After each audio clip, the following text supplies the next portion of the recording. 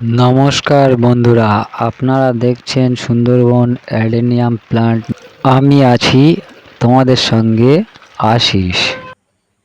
তো এখন যেটা দেখাচ্ছি একটা ট্রেনিং দেওয়া অশ্বত্থ গাছ, ট্রেনিংয়ে আছে গাছটি এখন। তো চেষ্টা করেছি গাছটাকে একটা বনসাই লুকে আনার। আশা করি আপনারা যারা এই অশ্বত্থ গাছটিকে দেখছেন বুঝতে পারছেন যে গাছটাকে কিভাবে ট্রেনিংয়ে রাখা হয়েছে।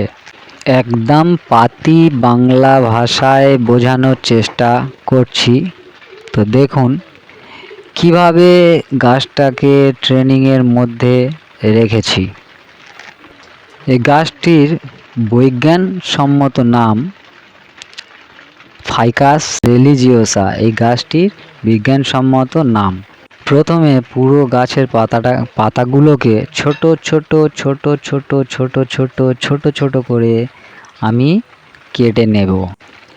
দেখতে থাকুন কিভাবে এই পাতাগুলোকে ছোট ছোট আকৃতিতে কেটে রাখি।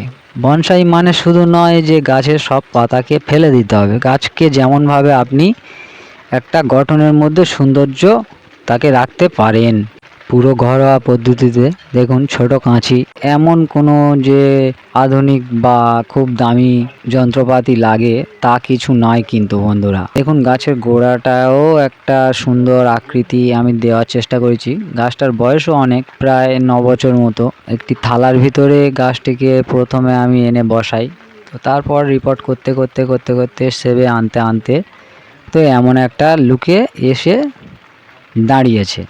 আপনারা গাছটির থেকে কিছু শিখলেন বা গাছটা দেখে মনে কিছু একটা জাগলো, তাহলে নিশ্চয়ই কমেন্ট করবেন।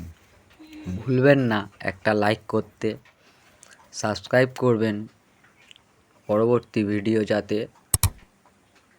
চ্যানেলে দিলেই আপনার কাছে প্রথমেই পৌঁছে যায়। আশা করি সুস্থ থাকবেন সবাই, ভালো থাকবেন। এমন আরও নতুন কিছু তথ্য আমি দিতে থাকব। এই বলে ভিডিওটা বেশি বড় না করে শেষ করলাম।